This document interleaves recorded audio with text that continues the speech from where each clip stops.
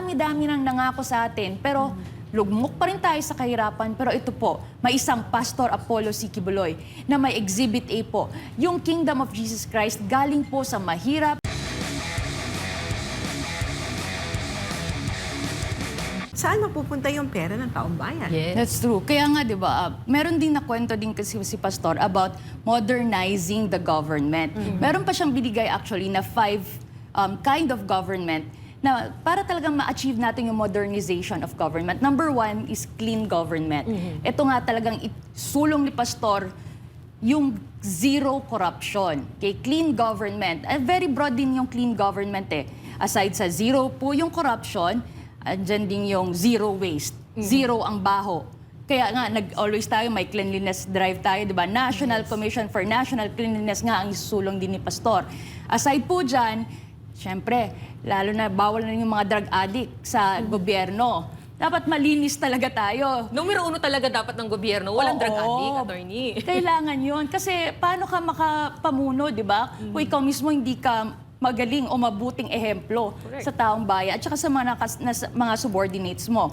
So yun po, clean governance. Pangalawa po, which is very important kasi nga in connection sa sinabi ni Ana, no, is yung tinatawag ni Pastor na strategic human resource management.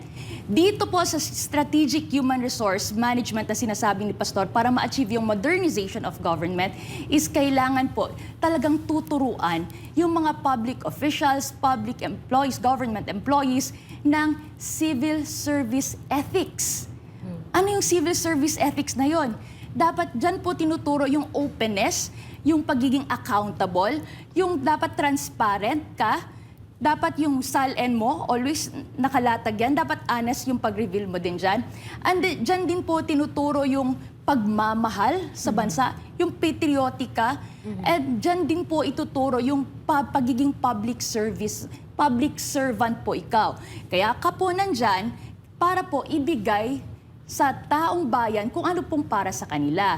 Yun po, service-oriented. So once po na na-train na po dyan sa sinasabi ni Pastor na human resource management, kung saan dyan po meron po tayong pool. Kung ano man yung talent mo, i-verify po yung may tinatawag siyang personnel verification standards. So kung ano yung talent mo, doon ka ilalagay. For example, magaling ka sa computer, so sa IT ka ilalagay. Parang nasa right box ka. Ganun din kasi si Pastor sa Kingdom of Jesus Christ eh. So yun po ang strategic human resource. So once po nabuo na yan sa'yo, nasa right box ka, yung right characteristic na sa'yo na, lalo na pagiging honest sa pera at ang pagmamahal sa bansa. Diyan po ang susunod na naman sa kanyang modernization is yung tuturuan talaga na maging service-oriented. Yes. Sa service-oriented kind of governance po, sabi ni Pastor is, dapat po i-minimize yung red tapes, yung bureaucracy, yung pag pumupunta ka ng for example, sa isang government facility, di ba? Na kailangan mong dumaan ng 3 tables or 3 cubicles para pa makuha yung kailangan mo. So, ang tagal. Ang tagal, di ba? Minsan nga, kunwari na lang, pupunta ka ng hospital, tapos magbabayad ka na lang. Hindi pa sapat yung PhilHealth, di ba? Kailangan pa ng lingap kung sa Davao ka, di ba? Marami ka pang kung may senior citizen ka pa na discount, iba na naman yon. So, nakikita nyo, ang tagal. So, dapat pag service-oriented, buo na yung ating yung kumbaga andun na yung sense of service with moral values na nabuo na sa bawat government employees, lalong-lalo na sa government official. Yan po, pag magsiset up po, kumpleto na yan lahat. Diba? So hindi yung para sa kung ano lang, magbigay ka lang ng proyekto, okay na yan. Hindi. Dapat strategic din po. Service-oriented. Ano ba ang gusto ng taong bayan? Ano ba ang convenient para sa kanila? So yun po. So yun yung pangatlo. Service-oriented. And then yung number 4 po, sabi ni Pastor, performance-based management or your meritocracy. So kung sino yung talagang nagko-contribute, yung pinaka-honest, meron din silang mga incentives. And lastly po, talagang ang panglima is magiging self-reliant. Pag clean na yung government natin, tapos na-train na lahat ng mga government officials, yung government employees, at saka buo na po, naging service-oriented na, ang pinaka satisfying po at saka magiging proud po ang bawat Pilipino is maging self-reliant na po itong government natin, itong Pilipinas. Doon mababalik yung dignity. Yes. Dignity ng bawat Pilipino, dignity ng Pilipinas na self-reliant kami. Kasi kung talent lang, kung skills lang, 'di ba? Isa tayo mga Pilipino. Attorney, ibig sabihin, di na siguro tayo matatawag na tuta ng mga kano pag mga Yun. ganyang bagay. Kasi laging hindi Yun na yung iwasan niya kasi mahirap. sinasabi yung Pilipinas masyadong hindi naman I mean, depende siguro sa administrasyon na hindi na iiwasan na sa pamamalakad ng gobyerno, sinasabi na hindi kayo makaalis sa kamay ng mga Amerikano. May mga ganun hindi lang Amerikano, siguro, yung tinatawag na independent na, di ba, foreign policy ng ating gobyerno. Kaya maganda na punto mo din yun. Kasi hindi lang dapat gobyerno, kundi yung buong Pilipino din, yung naalala ko sinasabi to ni Pastor na kumbaga na-revolutionize din mo yung pag-iisip ng mga Pilipino tungo dun sa talagang interest natin bilang isang bansa. Kaya napaka-maganda po ng punto na yan, Attorney Kini Pastor. Yes. Kaya talaga, kumbaga, pag mag-isip si Pastor o magbigay ng solusyon, comprehensive yan. Hindi yung suntok sa buwan na sinasabi na ba na ginagawa. Pwede na yan. Ito na. Pinag-isipan po yan lahat ni Pastor. Pinag-aralan Emphasize yan. natin. Yung solusyon na pinag-isipan at hindi yung para magkaroon for the sake na may solusyon. Band-aid So yun ang solution. sinasabi natin sa mga kababayan natin. Sa bawat problemang alam mo na meron tayo sa bansa, may solusyon si Pastor ang policy si Buloy. Kaya subukan ninyo si Pastor. Yes, Kayong exactly. nalalapit na Kasi halalan. yung iba, parang, okay, kalakaran na yan Wala nang solusyon yan. Kontento Yes. na sila. Diba? Tinanggap na lang Tinanggap nila yan. na lang. Hindi. Sabi nga ni Pastor, sa bawat problema, may solusyon. Kaya nga, he has no ambition, but he has a vision, and he has the solution. At saka yung hindi po solusyon, yung sasabihin natin, yan na talaga yung kalakaran. Okay na yan, wala na tayong magawa. Hindi. Kung lahat po tayo, vigilant tayo, nagbabantay sa pera ng taong bayan, talagang ipapasa ni Pastor itong Transparency Act, lalo na itong Truth Commission at saka yung Transparency of Procurement Bill na tinatawag ni Pastor, lahat tayo nakabantay, wala na magnanakaw, takot na sila. At saka lalong-lalo na pag ipipenalize, death penalty talaga. Diba? Mortal sin kasi ang korupsyon. Yan po ang nagpapahirap sa ating lahat. Kasi kahit na very religious tayo, very honest tayo sa pagbabayad ng buwis, pero pumupunta lang sa bulsa ng iilan, wala pa rin mangyayari. Paulit-ulit, cycle lang po ang problema ng Pilipinas. Kaya po, si Pastor, narito po, meron na siyang Exhibit A, at saka tutulungan niyo po tayong bumangon muli. Hindi pa nga tayo nakabangon Tutulungan. Parang narinig ko may gumamit na niya, Attorney Kini, pero iba ang nangyari sa bansa. Oo nga So doon tayo, talagang si Pastor ang magbibigay po ng tunay na pagbabago. Yung talagang honestly, at saka hindi to false promise lang, false hope. Kasi may Exhibit A. Yes. Kaya paulit-ulit po tayo sa Exhibit A. Kasi same po ang mga tao, Pilipino din po ang kumbaga ang mga under kay Pastor, mga subordinates, kumbaga constituents ni Pastor. Pero lahat kami may mentality shift, may paradigm shift na lahat kami paggising sa umaga tinatawag namin na kingdom interest. So ano ba ang nakakabuti para sa kingdom yung time na yun, 'di ba? Paano ako makakontribute? Pag meron pong development, pride po yan ng lahat ng kingdom citizen. Yes, yun yung tamang pride. Yes, yun yung tamang pride. Yung totoong development, katulad yan, kingdom, wala pong budget yan. When we say walang budget, hindi po katulad sa gobyerno. Okay? Pag 2025, may nakalaan na pera para dyan, may budget na. Wala pong ganun sa kingdom. Yan po, pinagtutulungan ng lahat ng mga kingdom citizen.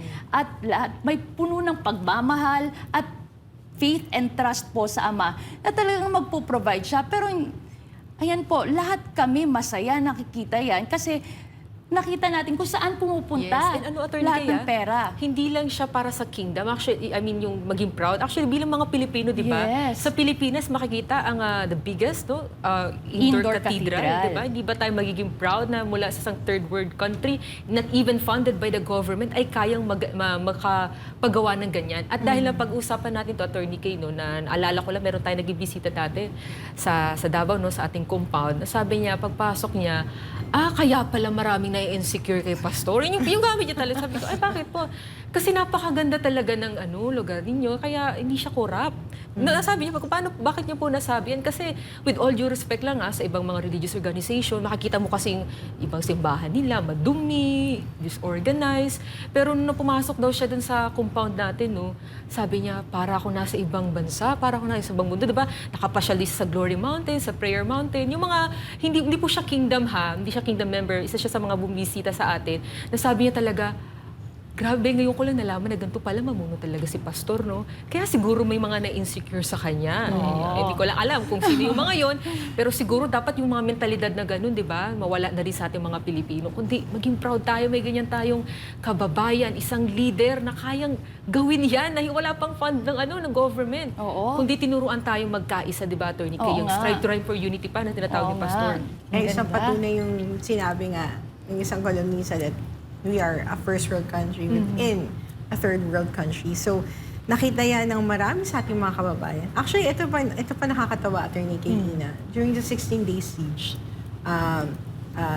di ba yung mga police at night, natutulog sila doon sa mga sa grass ng compound, di ba? Tapos there was a time na pinapasok yung media. May ilan nakapasok ng gabi, ng araw, ganyan. So, habang pakalat-kalat yung mga police, ang unang sinabi sa akin, ang ganda-ganda ng lugar ninyo. Police pa yung nagsabi niya, ano? Hindi lang police, yung mga reporters and yung mga vloggers na nakapunta during the siege. Sabi ko, in fairness, di mo nakita yung police na natutulog sa akin. Or nakita mo yung ganda ng lugar namin. Sabi niya, para ka talagang pumunta sa ibang bansa. Yes. So, ganun yung feeling ng tayo, kapag nakapunta naman tayo ng ibang bansa, gusto natin, sana ganito din ang Pilipinas. Ganito ka-develop, ganito ka-ganda. Tapos, pag pumasok sila sa kingdom, parang wala sila sa Pilipinas. Sana dumating yung point, no, na kapag wala ka na sa loob ng compound ng KOJC, o nasa loob ka ng, kahit wala ka na sa loob ng compound ng KOJC, masasabi mo pa rin na ganun yung ganda ng Pilipinas. As if nasa loob ka ng KOJC compound. Na yung kagandahan ng KOJC compound is just miniature lang yan sa gustong makita sa gustong mini-vision ni Pastor para sa buong Pilipinas na kaya niyang gawin. Oo nga. Kaya yun yung brand of leadership ni Pastor. Yes. Nagtatanong, paano nga ba napalago ni Pastor? Una-una, si Pastor po, hindi po yan natutulog hanggang hindi po natapos ang isang proyekto. At hindi po yan siya, kumbaga kung may project, okay na yan, pwede na yan. Dapat po excellent. Kaya ang vision po ni Pastor is to lead the country to an excellent, beautiful Philippines. Wow. Ganun po. Ganun, which is may Exhibit A na talaga si Pastor. Kahit anong proyekto po nahahawakan ni Pastor, excellent and beautiful. At saka may micro-project na. And this time po, willing po siya mag-sacrifice uli in a bigger scale, in a national scale, para po sa ating mga Pilipino na pagod na po, na naghirap, na ilang taon na po, wala pa rin nangyayari. Kumbaga, dami-dami nang nangako sa atin. Pero lugmok pa rin tayo sa kahirapan, pero ito po, may isang Pastor Apollo C. Quiboloy na may Exhibit A po. Yung Kingdom of Jesus Christ galing po sa mahirap, last 1985 pa, di ba, na Ilang establish, member lang, tama, di ba? di ba? Ilang members lang, 15 members. Mahirap na mahirap. Kumakain nga lang sila, di ba, ng bumibili lang ng mga rotten na, yung mga last na talaga ng mga, sa gabi na sila bumibili sa market. Nire-reject na nagulay, diba? Reject na lang, di ba? Ganun kahirap po. At saka magkano lang yung tithes nung panahon na yon. Pero si Pastor po, sanay po siya sa hirap. At saka he can produce something out of nothing. That's what faith can do. Yes. When lalo na may love siya, may sense of service siya, at saka may paniniwala siya sa Ama. Kaya po, the universe have conspired to help him and to use him. Yes. Ito po, itong sa Kingdom of Jesus Christ galing po sa isang maliit lang na kongregasyon.